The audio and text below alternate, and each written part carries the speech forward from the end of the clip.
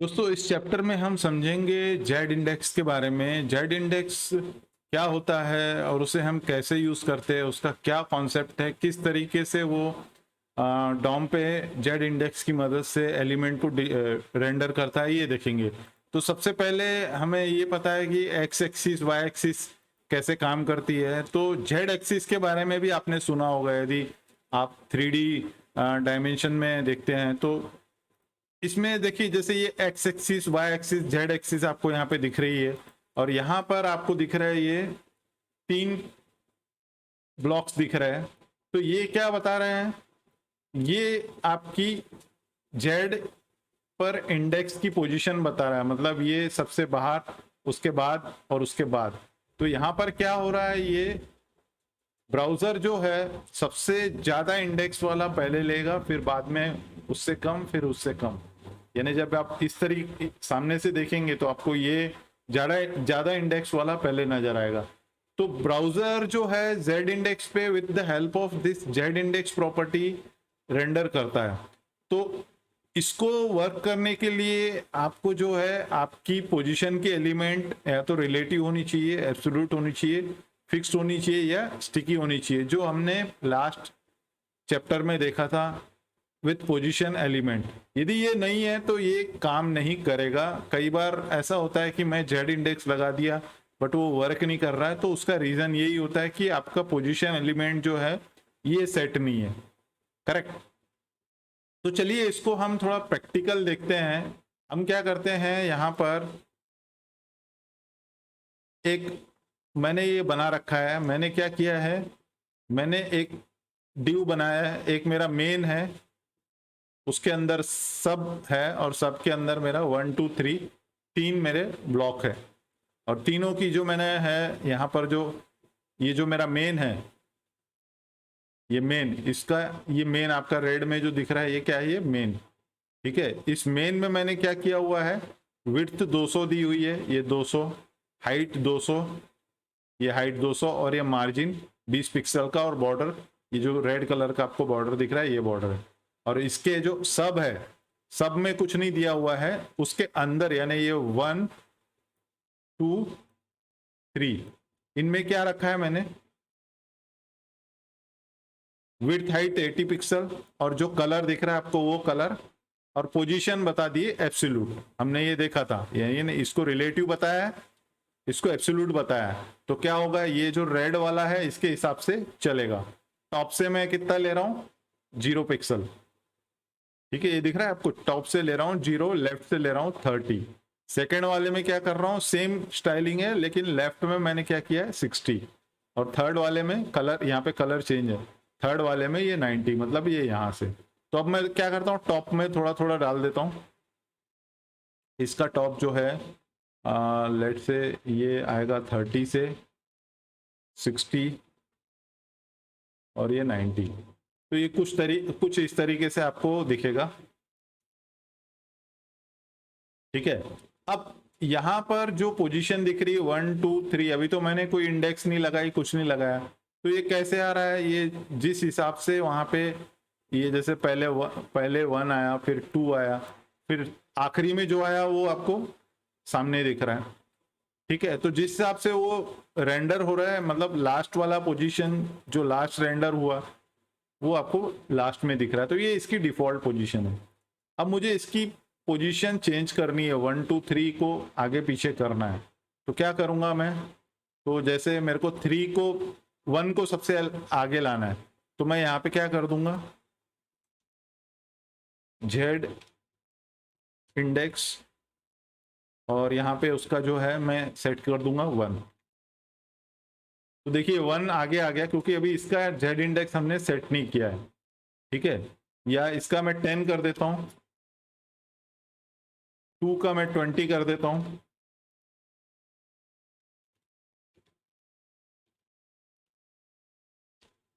तो 2 बाद में आ रहा है, जो हाइयर वेटेज है वो सबसे पहले आएगा।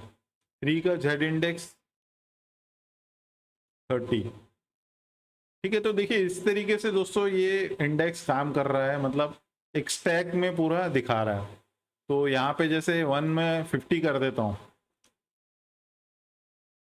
तो ये 1 पे आ गया। तो दोस्तों ये है एक सिंपल सिनेरियो, थोड़ा सा कॉम्प्लिकेटेड करते हैं, ठीक है।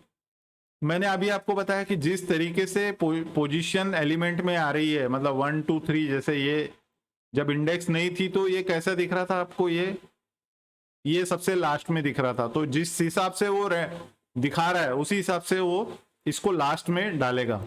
लेकिन जैसे ही हम इंडेक्स जेड इंडेक्स लगाए तो वो उस हिसाब से वो आगे पीछे हो गया। अब जेड इंडेक्स में जो हाइयर नंबर है वो मैंने आपको बता दिया, वो सबसे सामने आएगा। लेकिन यहां पर एक इंपॉर्टेंट प्रॉपर्टी, एक इंपॉर्टेंट सिनेरियो मैं लाने वाला हूं आपके लिए, वो है स्टैकिंग कॉन्टेस्ट।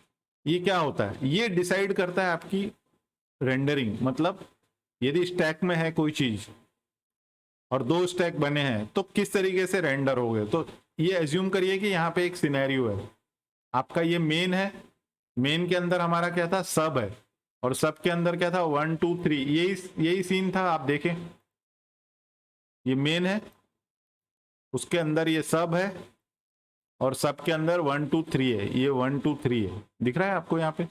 अब मैं क्या करता हूँ, इस मेन में 4 और 5 ऐड कर देता हूँ। मैं ये 4 और 5 मैंने ऐड किया, ठीक है। 4 5 मैंने ऐड किया, और 4 5 में जो है, अब आपको यहाँ पे देखते हैं 4 5, देखिए 4 और 5 आ गया, ठीक है। तो 4 5 को जो है मैंने पोजीशन क्या लिया, फिक्स्ड। मैंने आपको लास्ट में बताया था, फिक्स्ड मतलब वो जो ब्राउजर जहां से दिखाता है वहां से वो लेता है। टॉप 0 डाला है, ठीक है 4 में।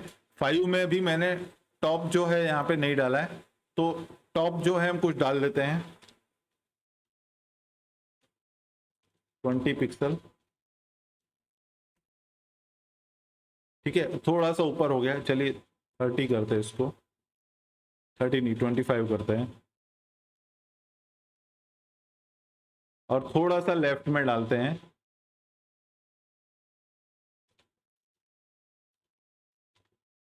दोस्तों मैं यहाँ पे थोड़ा सा कॉम्प्लिकेटेड सिनेरियो दिखाने की कोशिश कर रहा हूँ आपको, स्टैकिंग ऑर्डर समझाने की कोशिश कर रहा हूँ। देखिए किस तरीके से आया ये लेफ्ट से थोड़ा सा इसको ज्यादा देते हैं, 30 देते हैं, 35 देते हैं, ठीक है। तो ये अब देखिए पीछे वाला भी दिख रहा है मेरे को, थोड़ा सा इसको मैं बड़ा कर देता हूँ, ठीक है। देखिए ये 4 भी दिख रहा है, 5 1 2 3, ये वाली तो हम देख चुके हैं, ठीक है 1 2 3। अब हम यहाँ पर क्या सिनेरियो क्रिएट करने वाले हैं, हम इनकी इंडेक्स सेट करते हैं।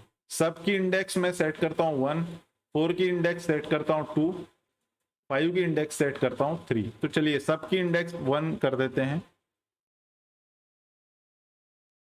ये मैंने सब की इंडेक्स कर दी यहाँ पर, इसका पोजीशन एब्सोल्यूट लेके मैंने यहाँ पे कर दी, सब की इंडेक्स क्या कर दी मैंने यहाँ पे 1, तो ये जेड इंडेक्स 1 आ गया। और इसी सब के अंदर क्या है, ये है 4 की मैं क्या सेट करता हूं, 4 की मैंने index Z index property set कर दी यहाँ पे 2। 5 की क्या सेट करता हूं,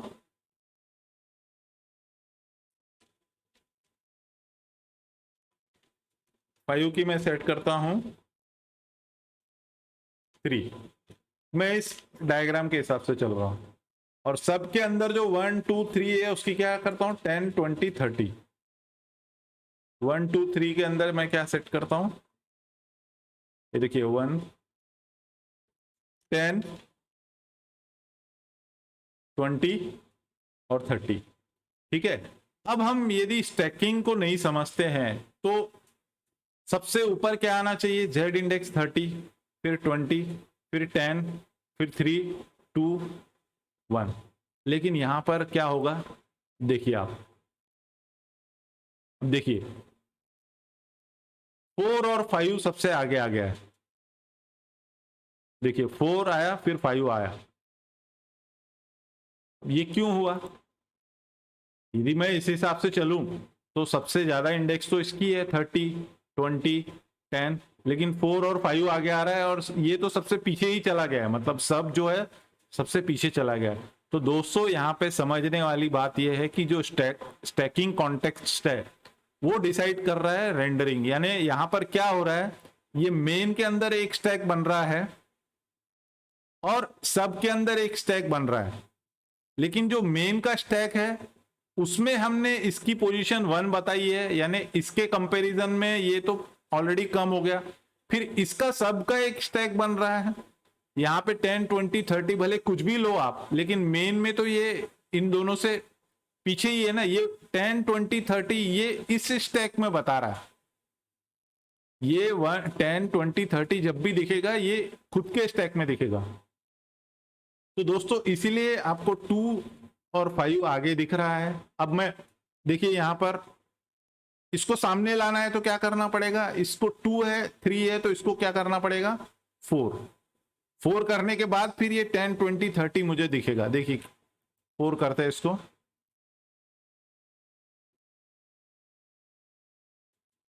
किसे 4 करना है, हमें सबको 4 करना है। देखिए मैंने जैसे ही यहां पर 4 करूंगा क्या होगा, देखिए 1, 2, 3 आगे आ गया, उसके बाद क्या आ रहा है 4, उसके बाद आ रहा है 5। तो दोस्तों यही है जेड इंडेक्स। इसमें आपको कॉन्टेक्स्ट के हिसाब से यदि एक से ज्यादा वहां पे कॉन्टेक्स्ट बन रहा है या स्टैकिंग बन रही है तो आपको ये देखना पड़ेगा कि मेन के अंदर ये 3 है तो ये तीनों में पहले होगा, फिर जो सब है इन दोनों के हिसाब से कैसा है उस हिसाब से उसको लेगा। और ये जो है 10, 20, 30 अभी क्या दिख रहा है आपको, यहाँ पर इसको आगे पीछे करना है। जैसे 2 को आगे लाना है तो मुझे क्या करना पड़ेगा, इसका 2 का बढ़ाना पड़ेगा, यानी 40 करना पड़ेगा। तो मैं जैसे 40 करता हूं 2 को, यहां पर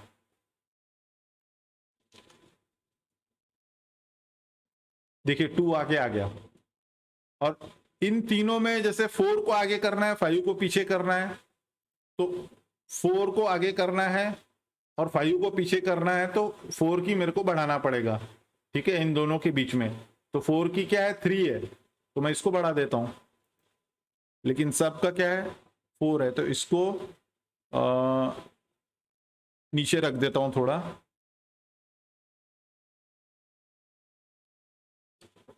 4 का कितना है उससे थोड़ा सा कम 2 है तो 5 का मैं 3 रख रहा हूं, तो यहाँ पे देखिए मैं 3 उल्टा कर दिया 2। अब क्या प्रायोरिटी सेट हो गई, मेन में सबसे पहले ये दिखेगा, यानी कि ये बिकॉज सब की 4 है। फिर क्या दिखेगा, फिर आपका 3 है ना 4 दिखेगा और ये दिखेगा। देखिए देखिए 4 आगे आ गया, 5 पीछे चला गया और उसके बाद 1, 2 और 3। तो दोस्तों यही है जेड इंडेक्स। थोड़ा सा आपको ये स्टैकिंग कॉन्टेक्स्ट के बारे में थोड़ा सोचना पड़ेगा। तो इसी तरीके से ये मतलब काम करता है। ये बहुत ही लोग इसमें काफ़ी बार कंफ्यूज होते हैं कि ये ऐसा क्यों हो रहा है, क्योंकि उनके कॉन्सेप्ट क्लियर नहीं होते। तो जब तक आपके कॉन्सेप्ट क्लियर नहीं होंगे आप अच्छे से समझ नहीं पाएंगे। और कई बार ये भी होता है कि जेड इंडेक्स के साथ यदि आपने ये वाले एलिमेंट ये फिक्स नहीं किया है तो ये काम ही नहीं करेगा, ठीक है।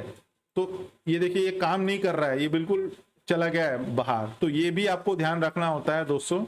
तो दोस्तों ये था जेड इंडेक्स के बारे में। आई होप आपको वीडियो अच्छा लगा होगा। अच्छा लगा है तो प्लीज़ इसे लाइक करें, सब्सक्राइब करें, शेयर करें और अपने कमेंट बॉक्स में लिख करके बताएं। मिलते हैं दोस्तों अगले वीडियो में। धन्यवाद।